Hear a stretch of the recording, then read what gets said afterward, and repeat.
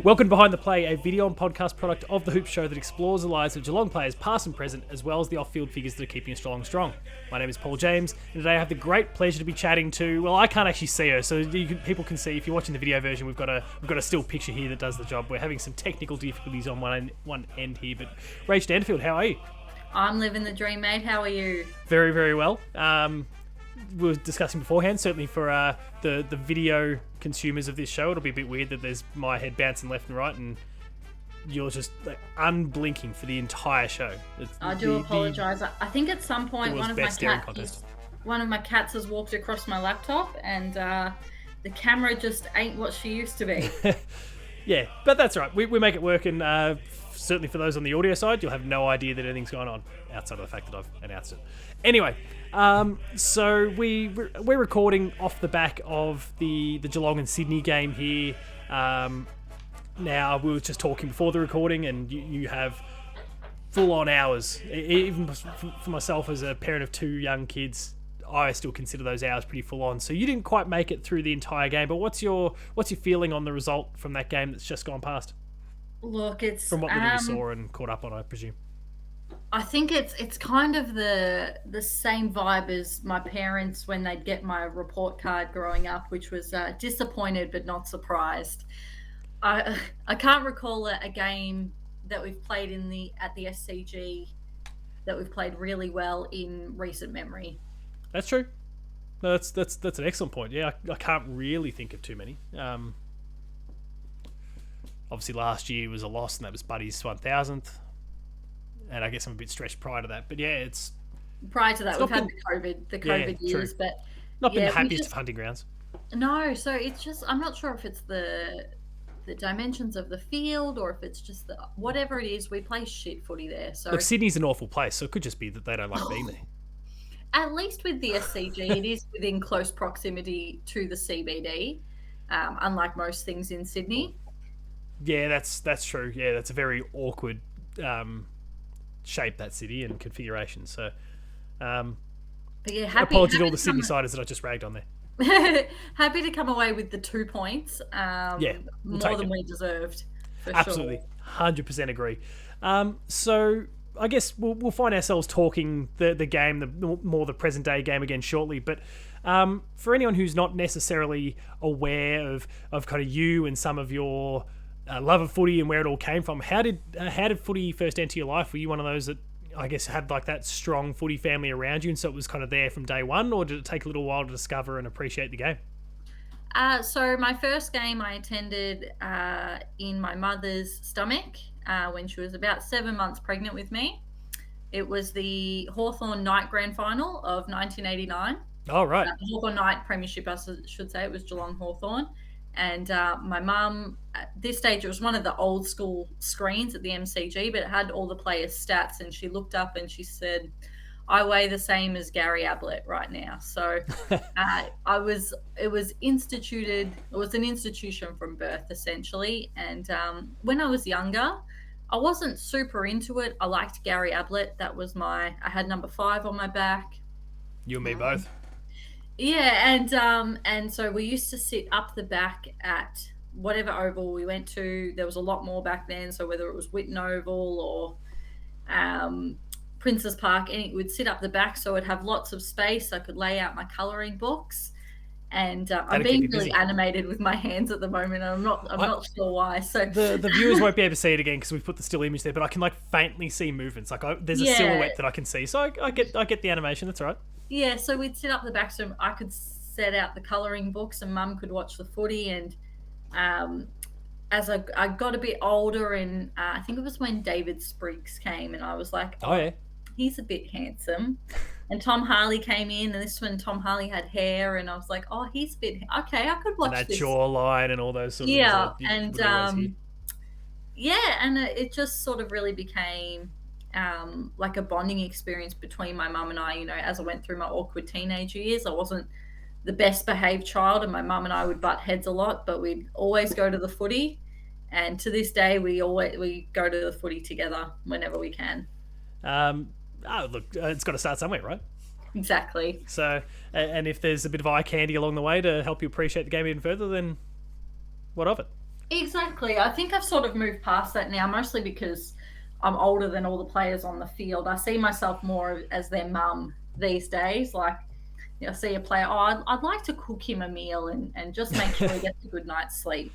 Yeah, it is getting that way for the both of us. We're of a similar sort of vintage. Like I'm slightly older than you, but I mean, I was born early '89.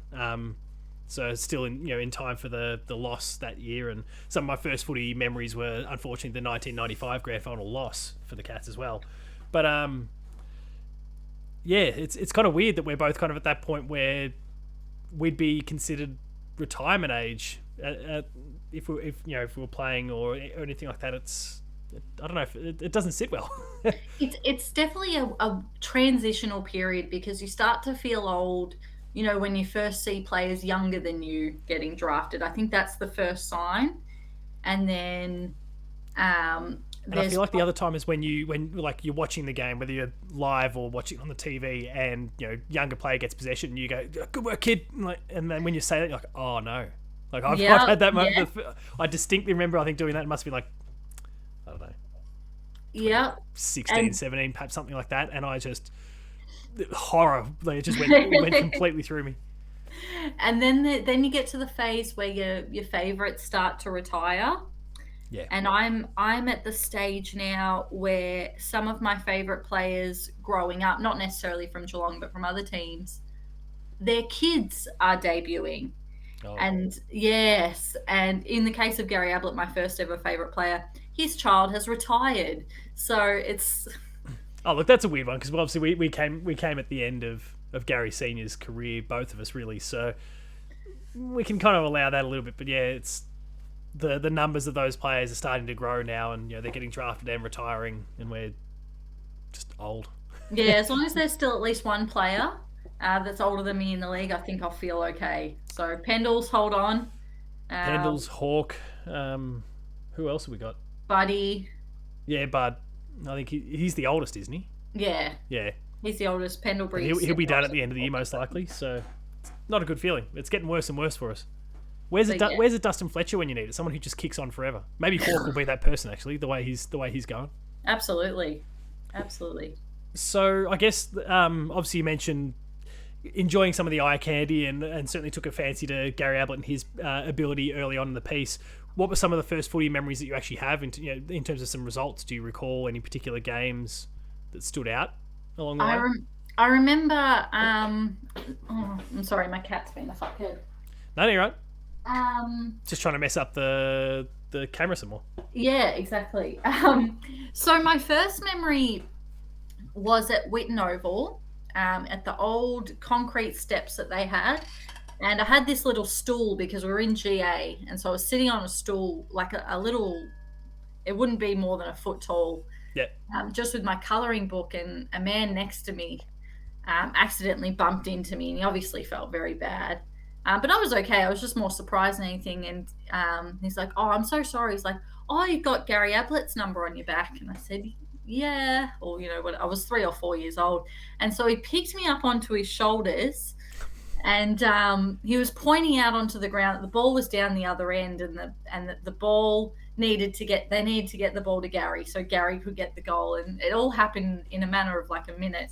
And Gary kicked a goal, and yeah, it's that's the thing that's stuck in my brain as my first memory. Can you imagine in 2023 some random person picking a child up and putting them on their shoulders and no one raising an eyebrow? I know It'd it's be- bizarre. It was just the culture at the time. I think in the GA, it was everyone looked after everyone. yeah, you didn't have to contend with some of the bullshit that we have to deal with now. That's for sure. Yeah, if you left your spot, no one took it. Everyone just kind of Yeah. respected the placings. My other memory was my mum is she's a very quick-witted woman, and we were leaving. We were on our way back to Colac, I think it was, after the '95 Yeah. grand final, and wearing our head-to-toe Geelong gear. Did you go to the game Yeah, or yeah? Very cool, but and unfortunate, then of course. yeah, and we pulled into a service station, and guy behind the counter, we're in Laverton. Um, Guy behind the counter goes, "Geez, I'd hate to be a Geelong supporter today." And my mum just, without breaking a sweat, just said, "Could be worse. I could be working at a servo in Laverton." Very well played. Yeah, so and that's my other earliest memory. Don't remember anything about the actual grand final, but that trip home was a pretty miserable one. But that moment of Sass is brilliant. Brilliant. And I guess for those who are kind of already know you and maybe engage on social media a little bit already, they'll be well aware that you've got some great one-liners that you'll fire out on social media as well. So you've inherited that gene pretty well from your mum. Yeah, I am a bit sassy. I think it comes from growing up being very awkward in high school. I had Yep. terrible skin and was just very socially awkward. So it's like you kind of got to be funny. If you're weird looking, in high school, you got to be funny. Have Otherwise, something else. you're just not going to survive. So my skin cleared up and whatever, and I kept my sense of humor. And so was it always Geelong from moment one? Like, was there ever a period where you'd support another team, came across the Cats or the Cats and started to maybe wander for a little while? I didn't really get a choice, to be honest. My You both. dad and my two sisters were Collingwood, and in the late 90s, they tried very hard to convince me. They got me kitted up in the scarf and everything, but 1999 came along, and I think for those Collingwood supporters will remember, pretty ordinary year Yeah. for the Pies, and so it wasn't hard to not stray from the Cats, because whilst they weren't winning premierships, they weren't winning wooden spoons either. Yeah, that was a pretty rotten period for the Pies. But I guess like you're not, and I guess if we kind of even flash to present day, you're not immune to donning the colours of another team though. We'll see photos from time to time of you in Essendon gear. I think I've seen. Yeah, there's been Essendon, Gold Coast, big Gold Coast sympathiser. I'm just a bit. I was curious to see where you're going to go with that. Whether you're going to say fan or yeah, something that's a bit more geared towards sympathy. But you've nailed that. It's easy to get behind a team that's not really threatening, because I know that like back in the day we all got behind, say, Richmond or the Bulldogs or whatever, and then it's like, yeah, we want you to do good, but not too good. Well, it was like us when we first won in 07. People were pretty happy for us to win in 07 because we'd been so down for decades. But then when we did it in 09 and 11, and then we didn't really go away for still the decade to come, people are pretty well sick of us now. So yeah, it was a bit bizarre for me in the late 2010s when I realised that we weren't the plucky underdog from down the highway to people anymore. yeah, they're Because I've over us. always just seen us as being, the little battler team from country Victoria, and apparently we haven't been seen like that for about 15 years. But I think a big part of it for me was because I live in Melbourne during COVID, it was really hard. And all we had was footy, and there was a stage where footy was on every night. And I watched every game. I was watching footy every day, and I was happy for teams, and I was happy to watch teams lose. And I just thought, when I get out of it, when we get out of this, I'm going to every footy game I can. Which I think I've been to about 24 or 25 games this year. So very nice. That's yeah, about 23 more than me at this point. It's been rough. Look, that you haven't missed much, to be honest. Well, look, it's a good year to miss out. I Bradbury'd my way in last year, having not been to a game all season, then made sure I was there for every single final. So, jumping on the bandwagon a little bit, but two little kids does that to you. So that's all. It's very much a case of, all right, wife, I will make sure I'm there every single time. Look after the kids, because when we play finals, that's it. I'm skipping out. And fortunately, it all paid off because exactly every single credit went into finals time, and fortunately, it paid off. So absolutely. So it was just a matter of, I just want to watch footy, and I've really embraced that. And especially when you go with friends who go for a certain team, it's fun to get on board that, I think. And it's not, people seem to get a little bit offended when I'm wearing other teams' colours, and it's just not that serious. It's not that serious. It's just a game. Yeah, I think it's a different conversation if you're rolling into your Essendon colours in a Geelong v Essendon game. Exactly, which I never would do. Exactly, you've got your own team, you've got your allegiance, and you'll happily support them at that point. But these other games, who cares? Exactly. You don't have a horse in the race, so why not? I mean, we're all, whether it's through people's footy tipping, whether it's their super coach, whether it's some bets that they've made, people are cheering for teams that aren't their own every single week. Like you've got 8 other teams that you've picked for the week, or that you want to win for a variety of different reasons. Whether that's any of those aforementioned reasons, because you've got family members that support a team, whatever it happens to be, friends. So who cares whether you then slap the colours on top of it? Exactly. I think I was going for GWS on the weekend just because it would be really funny. Well, yes, and sometimes it's that too. Exactly. Sometimes it's just you're barracking for a team to lose more so than a different team to win.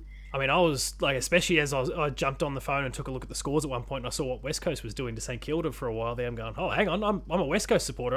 I was tossing those colours on, thinking this is a beautiful opportunity for us, given that we kind of blew it against the Swans to get a little mini redemption there from the Saints, as well as the Bombers ultimately losing in the way that they did. Oh yeah, it was heartbreaking.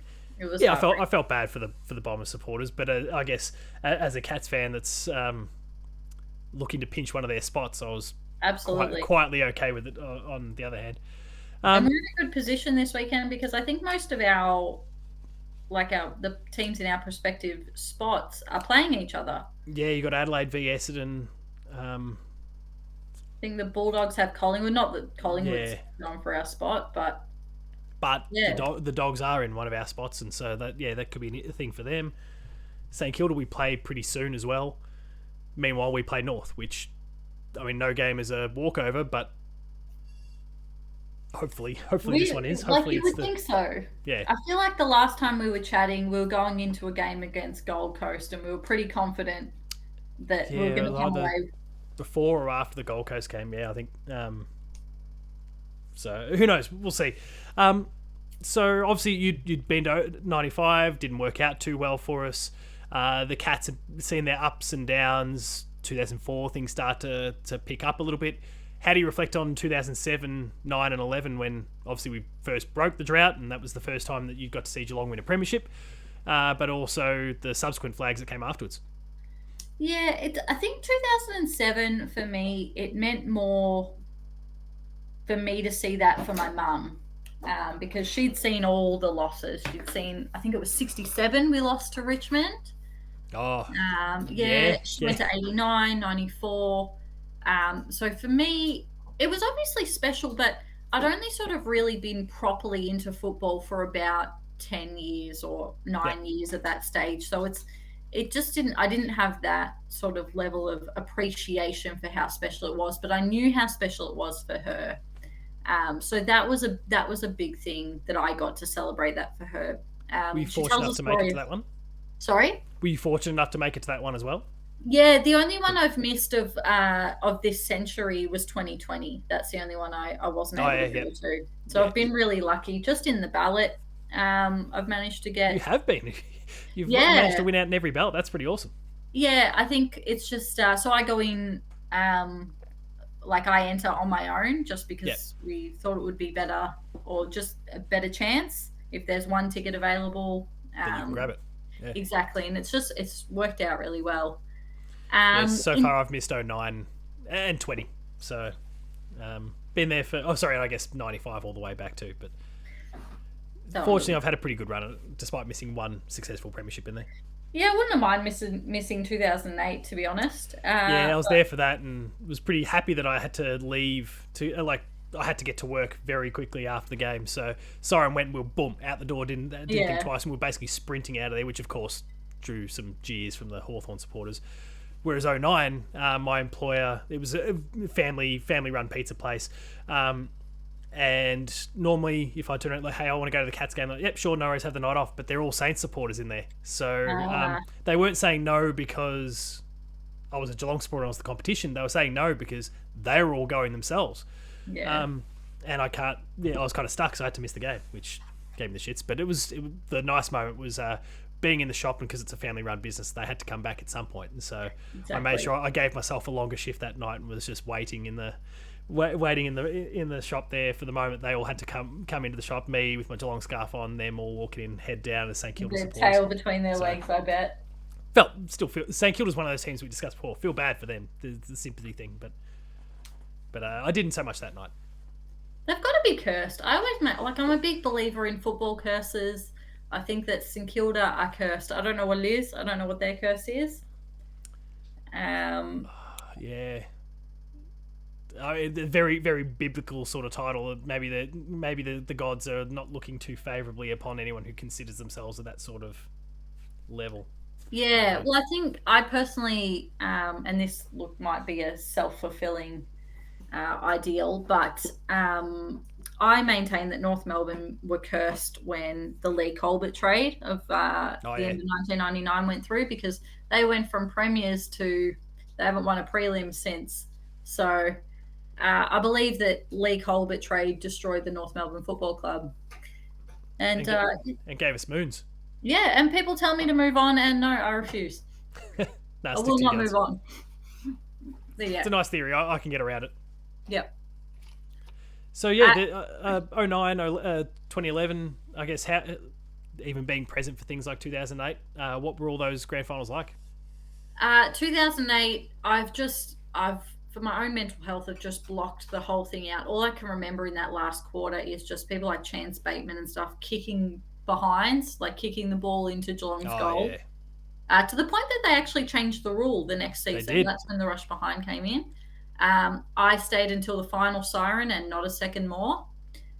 Yeah, I didn't same even deal. see who got the Norm Smith, so I was out of there. 2009, I was just in not a good spot in life with lots of things, and it was such a nice game. It wasn't a relaxing game by any No, means, but I just felt like it was such a good moment for me in just a shit spot in my life, and everything kind of started to turn around after that.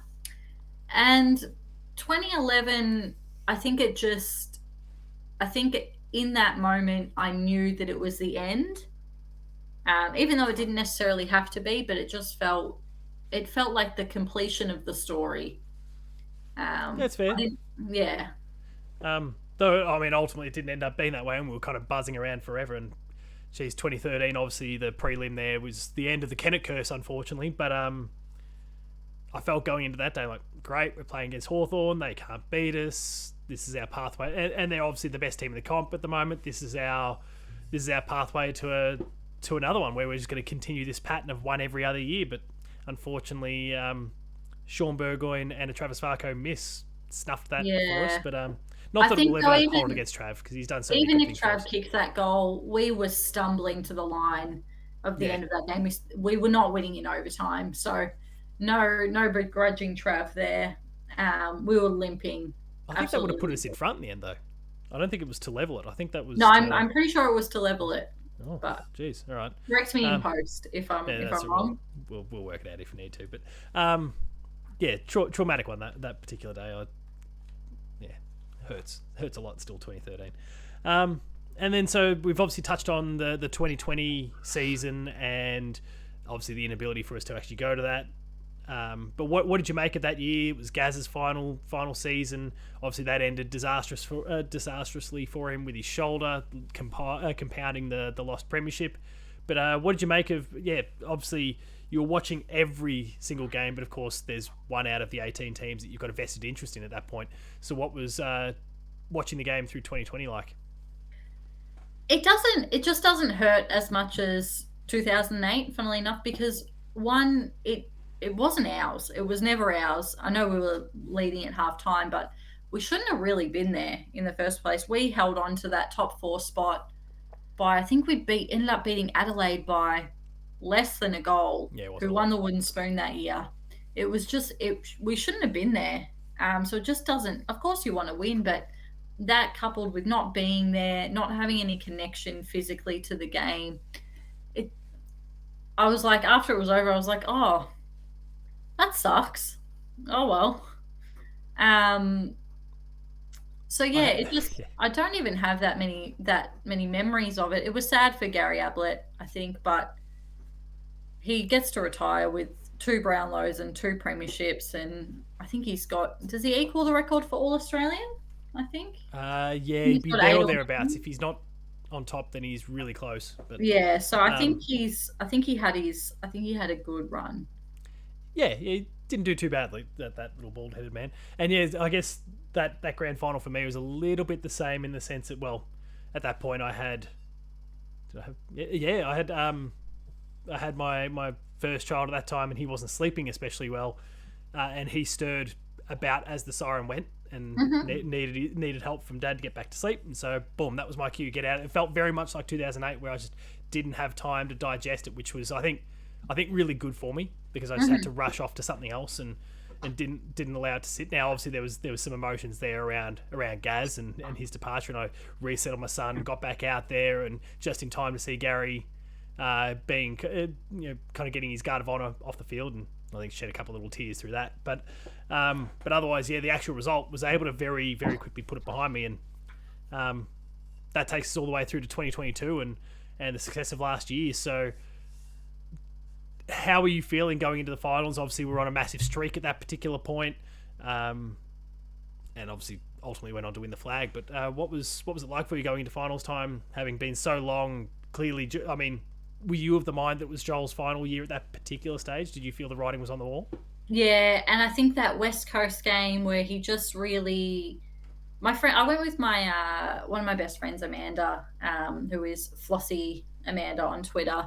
Her and I went, and the game was just such a nothing event. Like, we just absolutely dominated.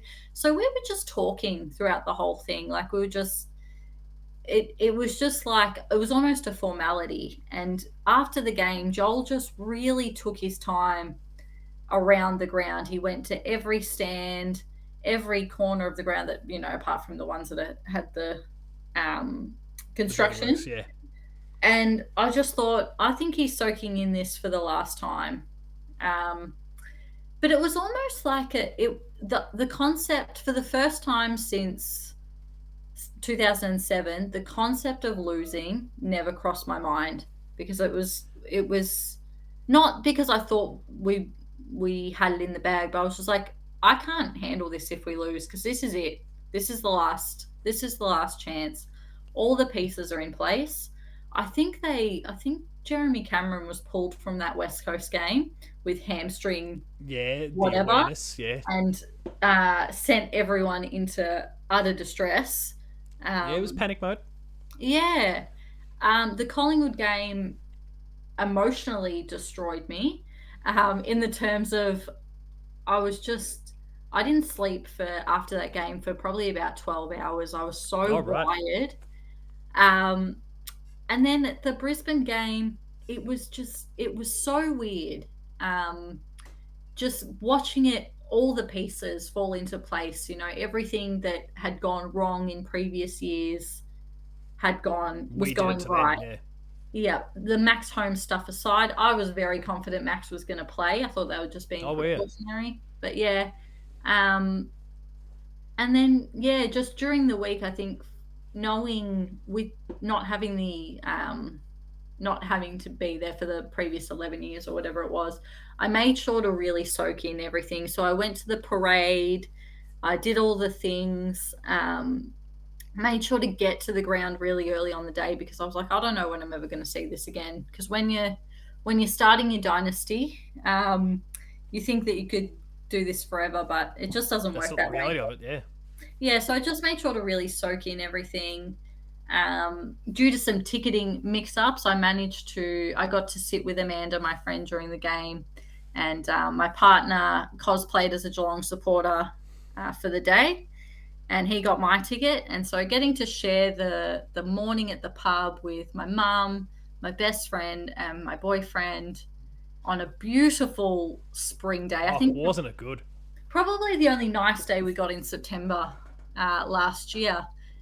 And just, it was just the perfect day. And I think that's a big contributor to why I'm not miserable about this season, because I'm just still up on the mountain of 2022. I'm still just so satisfied with that perfect day.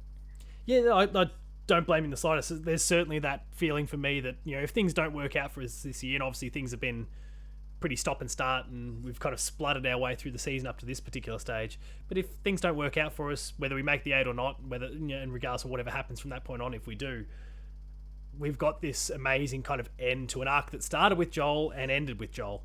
And so, like, I'm happy. And at the end of the day, we get to say we're the reigning premiers all the way up until the final moments of the grand final this year. So we've got that Exactly. Every time before a game, someone's asked me how I'm feeling. I'm like, doesn't matter because at the end we're still premiers. Yeah. We're still. So yeah, similar sort of thing. I banter with some students that try like I wear my Geelong supporting sleeve everywhere I go, and that includes at work. I teach, so I've got year 12s, year 11s that'll try and chirp me about it, and I just point out, reigning premiers, you can stick it. Exactly. There's nothing you can do. So, um, yeah, it's a luxurious position for us to be in. So let's, I guess, hone in a little bit on you specifically, because I mentioned before, obviously, you've got quite a big presence when it comes to social media.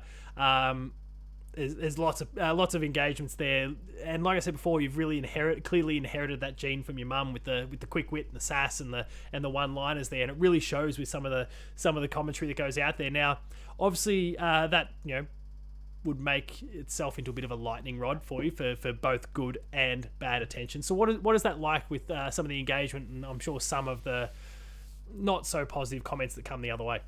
Yeah, I think the people who are just mean, I just block them. It's not any like skin off my nose, and it's not because I'm hurt or whatever. It's just because these people aren't worth my energy.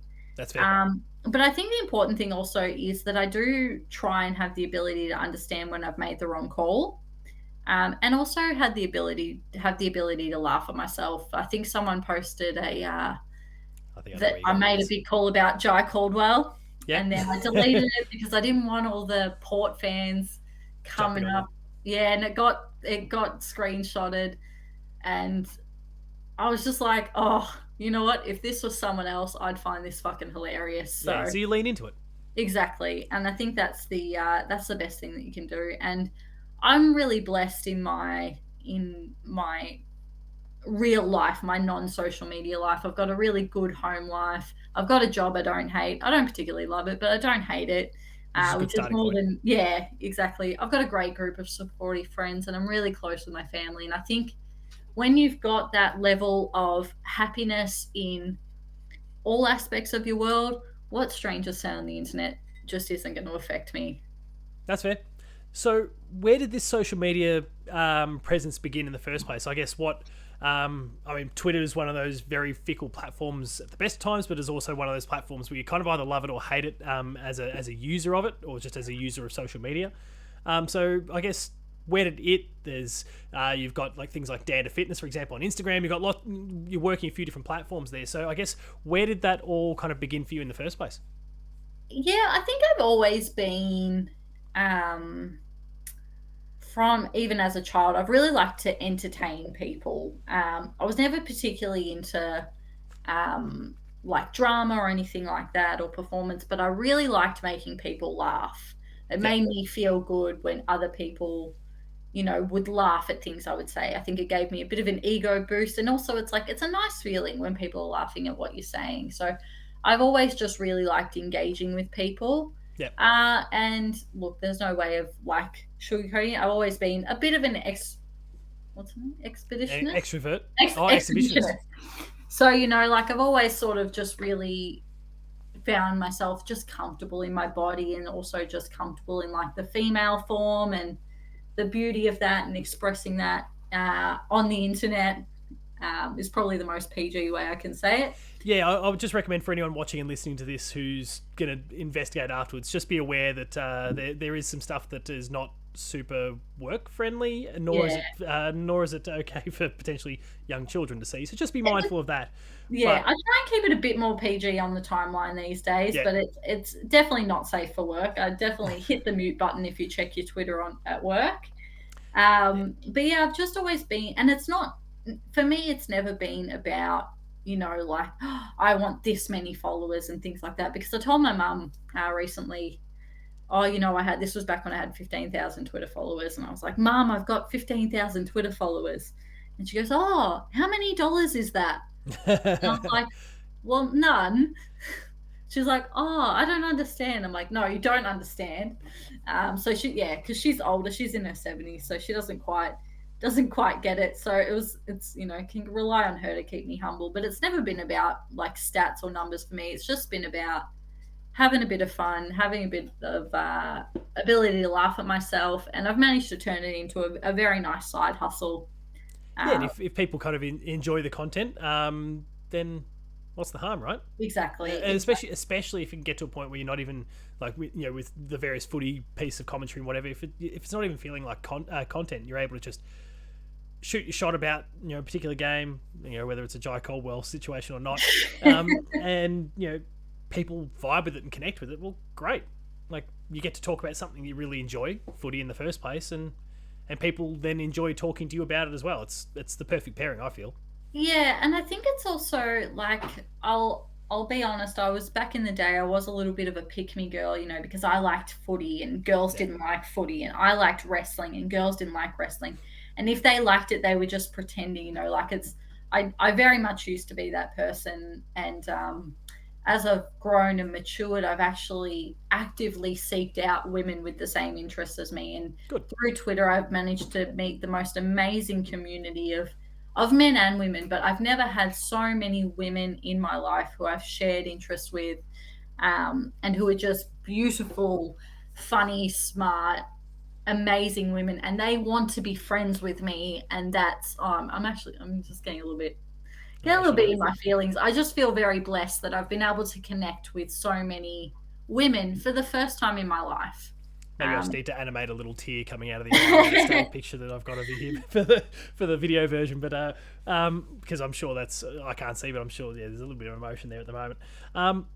So I mean that's awesome that you've been able to forge those sort of relationships with people, and I guess honing in on the Twitter side of it, and we've kind of touched on it. It can be a pretty horrible place at times.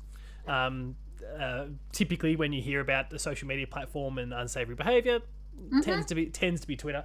So for you or those other women that you've met now, obviously you've been able to form some really good positive relationships, men or women on the platform. But when those negative things do pop up, whether that's directed at you or someone else, obviously you touched on the blocking of people before, but like does it get to you at all?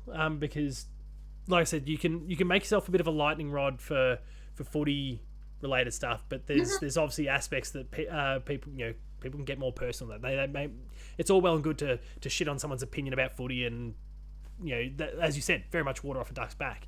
But if they start going a little bit deeper than that, I guess how have you gone when you've had to presumably unfortunately deal with a little bit of this sort of stuff, because those keyboard warriors, especially on Twitter, can be pretty horrific at times. It honestly, it doesn't affect me if they're going, because these people don't know me, and the people who I love do know me. Yep. And it's like the worst thing people can say, like, "Oh my gosh, you post nudes on the internet." I'm like, yeah, well, no shit. This isn't news to me. Yeah. Like, it's harder for me when people say things about my friends, because I can handle myself, and look, my friends can handle themselves as well, but I don't like when my people are being attacked, and that's when it's hard for me. But the biggest piece of advice I can give to people, especially to women, is regardless of how much you want to, you can't engage. Just block, ignore, because these people want your attention. That's the thing. Yeah. And chances are you're not going to get it. They're not going to get it by sending you a hey in the DM. So what they'll do is they'll say nasty things to you. And the worst thing that you can do is quote tweet it and whatever, and just start, because that's what they want. And the more pile-on you create, the more these people, they're not always men, but primarily the attacking of women is men. Yeah. All they want is your attention, and you're giving it to them. So the best thing, screenshot it, send it to your friends, make fun of them in private, but don't give them any time of day. Did you have to learn that the hard way? Because that is that's a lesson I've had to now. Thankfully, I probably don't have to cop quite as much of the heinous sort of stuff that you've probably perhaps dealt with. As a lot of people know, and I mean, anyone who's watching this can absolutely tell, and I think I've discussed it plenty of times in the past as well. Lots of video game stuff behind. Like my thing was video games media even before I started covering footy as well. And you get the occasional death threat in that space because God forbid you've dared to suggest that a game someone really likes is maybe not quite as good as that. I've never had that level. That must be horrible, but yeah. Look, it was kind of laughable, but at the same time, especially because you're some little dork in America. You don't even know where Australia is on the map, so I'm fine. but like, did you have to learn the hard way? Because when those sort of comments came through the first time, it was kind of the quote tweet and take the piss out of the person approach, until I realized that, oh, that's like it's fanning the flames, but B, it's just a bit of a dick move on my part as well. Yeah, I guess it was just a bit of experience. And it does go back to kind of like, what you taught in high school, that's like, if you just ignore it, they'll go away. And I used to find it really condescending when I was in high school or in primary school. But it is true. It's just if you don't give the attention, it's like fire. If you don't give it fuel, it will die. Yeah, So I guess it was a little bit of experience, and just I think seeing other people give attention to this and thinking, why are you doing that? That's the worst thing that you can do. And then looking in myself and being like, well, I do this. Why do I do this? This is the worst thing I can do. So yeah, sometimes it's just a matter of hitting reply, typing out your response, taking and a then breath deleting and it. deleting it. Yeah, getting the words out. But to be honest, I think I don't have notifications on for Twitter. That's Yep, probably a bit of a saving grace. Um, because you check it at your speed and when you want to, as opposed to whenever the phone buzzes. yeah, and it's just because like I do have a reasonable size following, so there's always going to be someone who finds me and then feels the need to go through my media tab and like all 72 of my most Oh, recent photos. So it's just not, yeah, I don't ever have notifications for Twitter on. I check it at my speed, and I seem to get filtered from most of the ugly stuff, which is good. Oh, well, that's right. I think Siri's enjoyed whatever something that was sent to yeah, us. she thinks I'm asking to check my notifications on my watch there. Oh, well, there you go. So she's being proactive for you. Mm. Yeah, I guess that's, yeah, really interesting sort of approach, because I guess, yeah, we've kind of can test with similar-ish sort of things, but certainly probably a greater degree and a different sort of level of frequency as well. So really fascinating one there, and hopefully you don't have to deal with too much more of that sort of bullshit over the months and years ahead.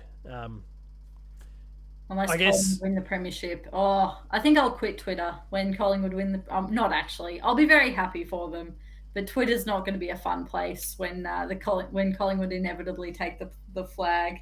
you think they're going to be the ones this year? Oh, it's hard to see because like It is hard. Yeah, I really thought Melbourne, right? Like Melbourne beat them, but then you see Melbourne on the weekend. Melbourne haven't kicked more than I saw today. Melbourne haven't kicked more than 8 goals in over a month. yeah. It's been So it's been pretty bad. They're pretty miserable against us. They obviously, I mean, it was inaccuracy that cost them against GWS, but that's fine by us.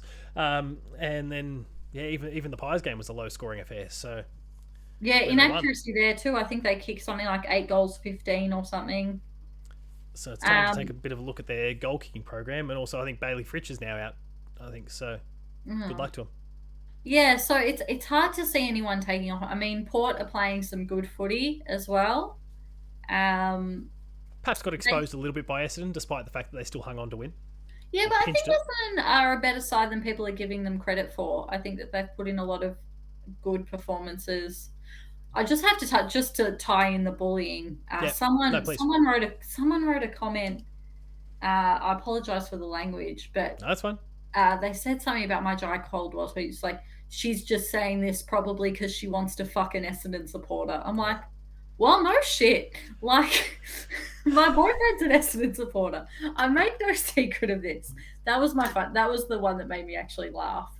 But sorry, back I on mean, topic. no, I can definitely see the humour in it. That's for sure. It's just like I don't understand people and why they go down the path they do with some of those sort of messages. But anyway, yeah, I guess it is what it is. But yeah, Essendon, I think they're playing better footy than their top players are very good. It's just they've got a lot of weaklings, Yeah, which a premiership side doesn't have. They don't have exactly. any weaklings. So, but I think that they're playing better footy than people give them credit for. They pushed Collingwood to. I think they only lost Collingwood by about Yeah, 11 points. Um, but to be fair, it's not a Collingwood game if Collingwood doesn't keep the game close. We'll let you in at some exactly. point. So Exactly. I mean, against us, the scoreline wasn't flattering, but I think if you take away that first quarter where Hawkins kicked 6, I think, take that away. yeah, you had a awesome. Yeah, it absolute was awesome. blinder of first quarter. Then the game's a lot more competitive. But yeah, I don't think that they'll. I really want for them to just win a final, so then people can shut up. And by people, I mean mostly Carlton supporters. I'm ready for Carlton supporters to stop having that, you know, that thing to hold over Essendon. Because they've been an ultra successful team for the last 2 decades as well. Well, that's the thing is, it's like, oh You've got no yeah, leg to stand on. So what are you doing? yeah, but we won a final in 2013 when we actually finished ninth because Essendon got kicked out of finals or whatever it was. Look, I mean, I won't lie. I do enjoy the how many days since Essendon's won a final Twitter account and all those sort of, like, it's good for a bit of a laugh. And I've got quite a few Essendon supporters who are good friends of mine, and so it instantly guarantees a little bit of fun banter. And they've got nothing to throw back at me, obviously, with Geelong's success. So it guarantees me a win whenever I'm in a little footy related conversation there. So I don't mind the scenario as it is, and quietly hoping that that drought is already old enough now to legally drink. So I'm hoping that we can push it Yeah, to 21, and then after that, I don't care. Like, whatever happens, yeah, happens at that particular stage. And they are getting close. They are building as a team. Like, that is super obvious. The players are there. Brad Scott is an excellent coach. Hopefully, he can go a little bit further than the prelim failings of his time at North, but we'll have to wait and see. Um, yeah, yeah. It'd be good to see, fake Chris Scott do well. yeah, Chris Scott. Sorry, lesser twin. Sorry, Brad. Um, so I guess moving from here, and we'll start to hone back in on the Cats and how things are kind of tracking for the remainder of the season. How do you see things going from here? So we are delicately poised, as you touched on before. We've got the likes of Essendon and Adelaide playing in front of us this week. There's a few matchups going on around us in the next few weeks, and some that involve us as well. That hopefully will fall favourably for us. But I guess, how do you see things shaping up? Will we manage to snatch a final spot, and if so, what happens from there? I'm just bringing up because I feel like we've got some absolute gimmies and we've got some Mission Impossible. So I know that we've got Brisbane in Brisbane. Can probably pencil that in as a Yeah, loss. we've got Brisbane in Brisbane, we've got Port in Geelong, and we've got Collingwood at the G. They're the three, like, big ones for the remainder of Mhm. the season. And they're the ones that I feel like if we can steal one of those three at least, Yeah, and and I think perhaps it's going to perhaps be. Port in Geelong is maybe the best chance. I don't know. Yeah, that's what I feel as well. Is Port down at Geelong? I But think he's going to be our best man. I don't know. I think there's. I'm still not super sold on Brisbane either. I do feel like there's a bit of flat track bully to the Lions at the moment as well. But But in otherwise, Brisbane, there look if yeah, we were it playing is a them different down thing. here, pencil it in as a win. But up there, they just seem such a formidable force. We just I need don't. Jeremy Cameron to come back into form. He's been stinking it up for 6 weeks, ignoring the concussion. He's just been off the boil for a Yeah, while. So yeah, and I think he's really struggled. I thought initially he was really struggling because we didn't have the people delivering the ball in. But we've been at reasonable strength now for a few games, and he's just not. It's not clicking. yeah, he hasn't been He had a brilliant clean. He start to the hasn't been hitting season. those little buzzing passes that he can pinpoint from a mile out. The sort of things that fall into Gary Rowan's lap as he's charging into forward 50 to kick a goal against Collingwood in a qualifying final. Like, Yeah, those sort of kicks just aren't working for him at the moment. So yeah, and I don't know sort of when it started. I think it started a lot earlier than we thought because Hawkins was in such good form after Jeremy kind of started to slump off a bit, and it's never really mattered, you know. I actually feel like it's around the Essendon time. I feel like it's Essendon Yeah, when Hawk yeah, exploded. he was very quiet around that game, and since then he hasn't had those same like against Hawthorn. That was one of the best games I've seen him play. Yeah, Just that sheer brilliance, and he was just so enjoyable to watch that day. But maybe that, yeah, who knows? I hope he takes time to take care of himself, and then just when he's ready to come back and just yeah give us some flash that we love, whether it's through the goal assist. I don't mind if he's not kicking a bag, if he's directing the ball to if he can other set up two or people. three as well, then that's a win, right? Exactly. And look, I mean, it seems like he's fine based on all these interactions with his cows and his new car in the paddock there the morning Yeah. after. Oh, Um, he's so funny. He's he's so funny. yeah, I didn't realize it. It was really only when the the post premiership, like the medal over the cow's neck thing from the Yeah. post grand final, that I then actually started really paying attention to what he was putting out on social media, and I 100% like he is one of the funniest blokes that I've seen, and one of the funniest Yeah. footballers around. I think the one where he's talking to his infant baby about how he's going with the golf. That was a big That was one. a I good sent one. that one to my mum. One thing I do want to make sure that we cover, the Yeah, big please. question to me is not how are we going to go on finals or whatever. It's does Brian Myers make All Australian based on current form? I think they'll say no because he hasn't contributed enough on the scoreboard himself. I think that'll be the thing that he gets dinged for, which I Yeah. think's a shame because his goal assist count will be through the roof. I think he's still at last check. I think he was still leading it, unless Christian Petrarca has bobbed up and yeah, like Melbourne aren't reclaimed that off kicking him. enough But goals for Petrarca to be getting enough goal assists, to be honest. well, yeah, he those two are kind of there or thereabouts for a while. I'm going to quickly try and check some stats while we're chatting here, but yeah, that's I think he'd be very deserving. I think he'd be sort of 100%. The Tyson Stengel story. A couple of months ago, my friend Amanda again, she tweeted out, "I don't see what Brian Myers brings to the side." She didn't say that he's not. She just said that she doesn't see it. She got absolutely roasted, and she ended up deleting it. But like I don't like other people going at her about it, but I will happily go at her about it. And I Yeah, just that's messaged fine. her this morning. I was like, Between "Hey, friends. just letting you know that I will not let you forget what you said about Brian Myers when he makes All Australian this year." And her whole Uh, theory is just she's never been more happy to be wrong. he's got 26 goal assists, which is 6 above Christian Petrarca, who's in second. Oh, there you go. But the catch is, yeah, he's kicked 3 goals, 9. Not that Petrarca's much better with 12 goals, 19 behind him, but yeah, if you could add to that goal count, if he can get himself into the teens before the end of the year and continue to do what he's been doing with the goal assists, then I feel like it's sewn up. But I think at the moment that's the thing that they're gonna. If there's one thing that they're gonna ping him for, it might be that at this particular point in time. I guess you can't really have a small forward who's only kicked 3 goals, can you? Yeah, I think that's the. I think there's the optical component to that's going to be a problem for him right Yeah. now. So we'll see what happens. But yeah, so I mean, you think we'll hang on or manage to? Sorry, I guess we're still out of the at the moment. You feel like we'll steal that spot in the end? I'm not sure. Because I genuinely go into each game not knowing which Cats team is showing up. That's I true. don't think it's the worst thing in the world for us to have a year off. I know that Yep. sounds really arrogant, but I think we need to get that hunger back. I think that there was a lot of, it just seems like there's been a lot of complacency. And we've had a lot of passengers this year, this time last year, we were entering into our no passenger era, where everyone was fighting for their spot. And whether it be through the injuries or whatever, there's not that same hunger. We've got a lot of Jeremy's not alone in his slump in form. I don't know if Isaac Smith has played a great game this year. I thought he was pretty good early, but he's certainly. And Ben and I were actually chatting about it on the Sunday show the other day.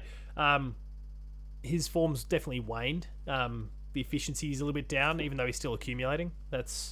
There are those little concerns with Isaac Smith at the moment, but I would still give him a tick for the season personally. Yeah, I just based on what we've seen, like what we know he can do. There's just not that fighting Yeah, that we saw last year. So we always seem to scrape into the 8, whether we go into at 8th and get knocked out, or as long as we don't finish below 12th, that's my benchmark. it is this crazy logjam though, where there's like a game separating fourth and 12th, or 4th and 13th, or whatever it is at the moment. Probably 2 games at the moment, but it's just Yeah, I think it's a really we're crazy a game season and where a it keeps half. everyone in it. We're a game and a half behind the Bulldogs, wherever they are. I think they're 5th or 6th. Yeah, there we go. Yeah, but yeah, which they're 6th, but also Melbourne is 4th with the exact same number of wins. So Yeah, so the draw will definitely make it very interesting. what is it? Yeah, it's 10 points on the ladder between Richmond at 15th and Melbourne at 4th. So only 2.5 wins between 4th and 15th right now. It's pretty crazy, and it does mean, like, obviously the Geelong form has been pretty flaky. That if if it remains that way, it could get pretty ugly, and something lower than 12th is absolutely on the table. Yeah, I just think like my whole thing is Geelong have never finished below 12th in the main Yeah, competition. Um, so I just don't want to see that. And I think that we've got enough we've got enough winnable games yeah, that will avoid that. If we make finals, that's great. But I've seen enough losing finals in my lifetime. So I wouldn't hate having a year off as long as we remain competitive. that's fair. But look, I think North Melbourne is we hopefully win that one. Essendon is a very winnable game. Freo, who knows? They always play well down at Geelong. Yeah, Um, they do. Port, who knows? There's just a lot of there's a lot of I don't knows. But like we'll probably like come out to and beat someone like Brisbane or Collingwood and then lose to the Bulldogs. It would be very Yeah, Geelong. yeah, certainly this season, that's for sure. Where there's just these strange losses pop up, but we'll have to wait and see what happens. All right, so as we start to wind things down, just with your years of consuming the Cats and watching a lot of Geelong games, a lot of footy, who in your eyes is the greatest Cat of all time? Joel Selwood. I don't even think That's it's it. a question. In terms of greatest player, probably not. But the Joel Selwood is the most important Geelong player of my There's ever been. lifetime. Yep, I would agree. Yeah, I think that I'm pretty sure that whoever won the NAB Rising Star, they were the ambassador for Auskick the next year. Yep, and he just Um, remained that way and basically he from won it, the and development. they just kept him, and he was ever since because he just loved the game. He loved being part of Geelong, and And that yeah, unselfish approach, like he was just constantly giving back to the game. He didn't have to at that point. Like he was done with that ambassadorial role after 2008, but he yeah, just and I stuck with think it. I'm sure he was getting a nice handy paycheck for Oh, it probably. too. But just to see on grand final day, it was about everyone but him. He made it about everyone but him, and I just think he has brought so much happiness to our football club, and I don't think that there's anyone I've seen who loves the club as much as him. And I Uh, think everyone else came to appreciate it. Fine, like obviously you have all the people with the ducking comments and whatnot, but I think people really got their head around who Joel was after that grand final, the way he yeah, did like the boots, Sammy Morefoot, etc. yeah, and just taking the photo with bless you with all Sorry. the Oz kickers. Yeah, I just think I was actually fortunate enough to meet him um, at a pre-game function a few weeks ago, just before the Richmond game, and I snuck up to him as he was about to go on stage, and I said, "Oh, Joel, can I get a photo?" He goes, "Of course you can." And so my mum's got the camera out, and she's going, "Mum, come closer," he's saying to her, and she's like, "Yes, Captain." And he's just so lovely, and yeah, wouldn't put him down as the best player. In But the best terms of cat for sure. the best cat, absolutely. Schoolyard pick. You got Gary Junior and Gary Senior in front of you. You're building a team. This is your first selection. You got those two standing in front of you. Which way do you go? Gary Jr., and it's not even close. Um, Why is yeah, it? I, I mean, there's for behavioural issues among Yeah, sorry. Yeah, if there's you're that. wanting if you're There's wanting definitely like not even specifically horrible, just in terms of I think Gary Senior was pretty notorious for never coming to training and things like that. I that. Yep. think um, they're products of a different time, but Gary Jr.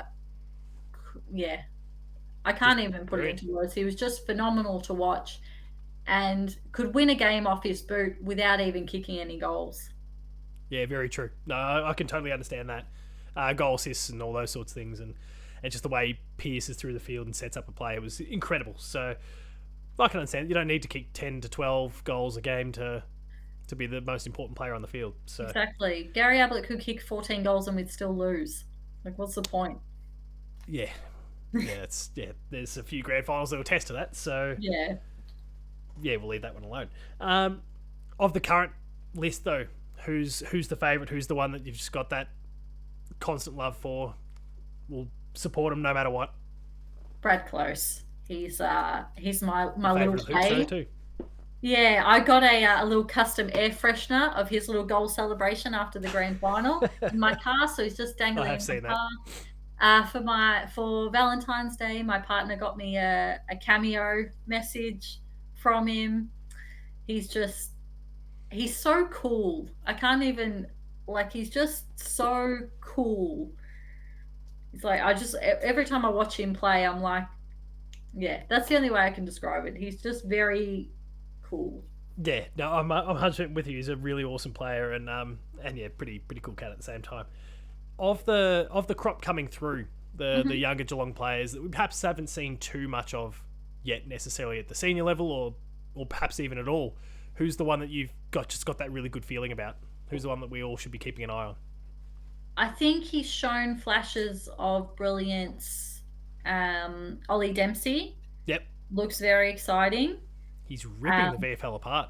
Even in the Yeah, losses, he just dominates. yeah. If he can keep his body right, could we have a great ruckman in Shannon Neal? Oh, I thought Um, you were going to say Toby Conway there. Shannon Neal's a ruckman as well, isn't he? They're both ruckman, aren't they? More so of a tall forward, but he goes and plays the ruck if Right. required. We'll scratch that. I obviously haven't seen much of him. I know he's been injured, but I met him and he had a really great attitude. So Oh yeah, lots of um like. yeah, I think we're seeing great things from Ollie Henry. I think we forget how How young young he is. he is. And he's kicked, I think I saw someone say he's kicked about 17 goals, 3 from set shots this year, which is crazy. He's not great on the run. But As he unfortunately proved on the weekend. yeah, but I mean, he's what, 20, 21 years old. Yeah, give him time. Exactly. I think there was a lot of criticism of Hawkins at a young age that he wasn't. It just key position players take time. Yeah, Um, 100%. yeah. So those are my three. No, they're fantastic choices there, and lots of other really awesome young players coming through as well that people should be keeping their eye on if they haven't already. But that's what we'll wrap things up for this one. Rach, thanks so much for coming on the show. No worries. Thanks so much for having me. Sorry about my camera issues. Oh, no, it's fine. There's a picture of you here the whole time. No one knew any different. I'll try and animate it and we'll get everything going. No. So if people want to reach out on Twitter, catch you on any other platforms, where should people go? Because you got a So few. my Twitter is at Danderfield, like Dangerfield, but with a D. Instagram is at Dander Fitness. And if you are over the age of 18 and into a more personalised content, you can go to patreon.com/Rachel Danderfield. Link is in the bio.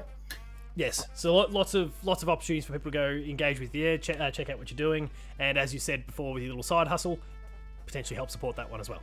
So thank you so much, as I said, for coming on the show and getting to chat again. Like we said earlier, it was either before or after the Gold Coast game that we were chatting early in the season. It's good to chat again. Look forward to doing so again sometime in the future. Absolutely. Thanks so much for having me. Go Cats. Cats fans, if you haven't already done so, please make sure to subscribe to The Hoop Show on YouTube, Behind the Play on podcast feeds, and until next week, remain Geelong strong, and I'll see you later.